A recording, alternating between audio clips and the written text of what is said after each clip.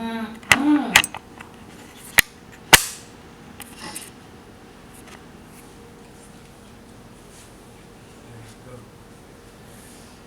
everybody. Hi. Hi, President. Hey, how you going? I'm good. Well, my name is Brandy, and I wanted to ask you guys, how many of you guys have actually been in a hospital and been transported around? Show of hands. Yes. So have you guys ever even thought about what the process is as a transporter and what they actually go through? Maybe if it was a little bit more to just pushing patients around from back and forth on the hospital? Well, I'm an actual transporter for ORMC, and I wanted to give you a little bit more details on what we actually go through because our job is more than just pushing patients back and forth. At ORMC, this is our original uniform that we wear, black scrub bottoms and a polo with our transportation logo on it. We have our IDs. Within it, we also have that we carry wipes and gloves in our pockets, so when we find the equipment that we're using, if we come to the bed, we can wipe them down to help with, safety precautions and keeping everything clean. What we do pretty much is we are the wheels of the hospital. We get patients for when they have to have surgery, we get patients when they get admitted, when they need to get tests and procedures done, or even when they're going home. And the way that we get those done is with our pagers. We carry around these pages right here that have, of course, our numbers and our information on it, and we have a dispatcher who sits behind the desk and sends out all of our jobs to us. We can be anywhere in the hospital. We're not secluded to any one area. We are all around from left to right, from the ED all the way to the opposite side. And within training, we learn all of this. We're given a job sent to us that tells us who our patient is, where we have to pick them up from, and where we're taking them, what type of equipment we need, if they're on oxygen, if they need any kind of special needs or anything like that. All of that is given to us in the page, so we are prepared when we get there. If we are picking them up by bed, then it's 2 transporters that is needed, one to push and one to pull. And it's not just as simple as going to pick up that patient, introduce yourself, and drop them off. We have to come in contact with the nurse. The nurse has to let us know what we're dealing with, and they have to assign them over to us. And it sounds a little crazy, but I'll go into detail with that later. Once we do that, and then we, from there, have to take the patient there. When it comes to finding our equipment, if it's not as easy as the bed, which the bed the patient's already on, we have to do stretchers and we have to do wheelchairs. You would think that that's not that bad, that's pretty simple, but when we have to do stretchers and wheelchairs, we literally have to go search and find a stretcher or wheelchair. You can have a job on this side of the hospital and you have to walk to this side of the hospital to get your stretcher and wheelchair. They're not in no designated areas really, they're just set anywhere. Well, our assigned areas are in certain locations, but if it's not there, you're just pretty much walking until you run into one. It's times where you're walking for 20 minutes finding these equipments because they're just not available because we share it with the whole hospital. It's not just designated for transportation, it's for procedures, it's for anybody who needs them, that's who shares them. And so we're walking until we find this equipment. When we walk it, we do have to dress them with the linen, put the sheets and everything down to be safety for our clients, well, our patients, not clients, we have to clean them and stuff. And so once we do finally find whichever equipment we are, we get to the room. When you get to the room, you have to do 3 checkpoints. Within the checkpoints, you first check that the room you're at matches up with the room that's on your pager. Once you do that, you also have to check to make sure that the name is also within the name on the pager.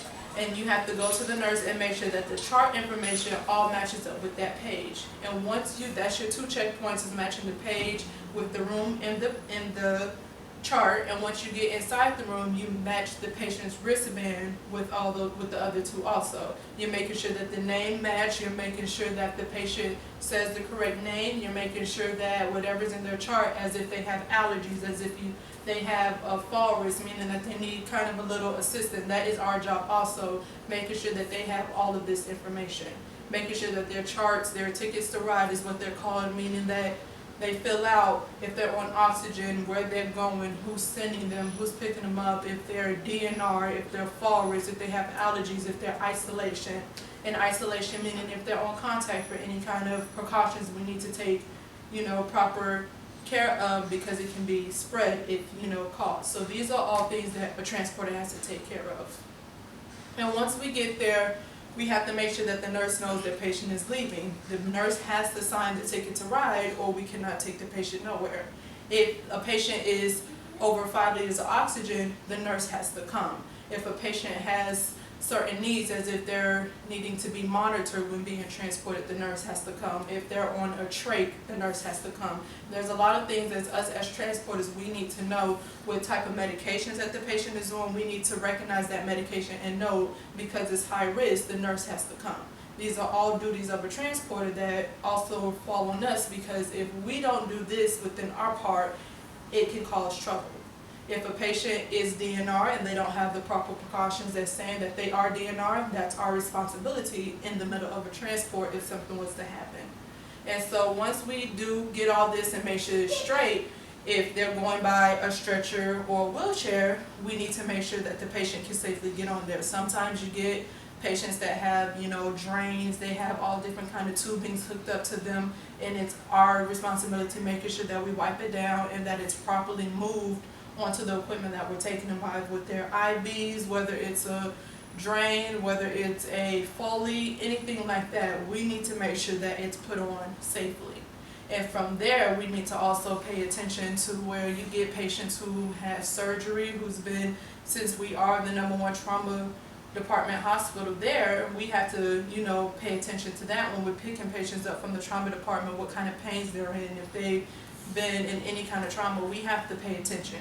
And so that's where, getting them comfortable, getting them to the safe destination on time in a timely manner, because sometimes it is a certain amount of time that you have when it's stat calls, meaning that we need this right away.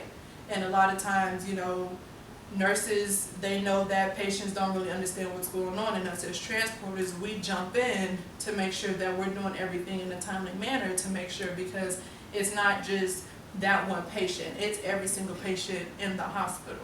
Me as a transporter, I do 20 calls a day at least, meaning that I pick up and drop off at least 20 patients within the daytime, within the 10-hour period that I work. And that's in between running back and forth, getting my equipment, getting the patient here, dropping them off, picking them up. And anytime you do drop off and pick up, you have to have that chart. You have to have that nurse sign, because it falls back on you if something was to happen and your signature is the last one on that chart. So it's a lot of stuff that goes in, and once you do all that, once you get that patient onto the stretcher and you drop them off and you get it signed, that's just one call. And you have to do that right after, again, as soon as you complete that job, which we also do have a system where we go in and we put ourselves in progress, we put ourselves in a delay if it's taking a little too long, and we complete our system, we complete our job, and that's how the dispatcher sees that we're available to do another job. And you turn around and you do that same thing all over again as soon as your pager goes off.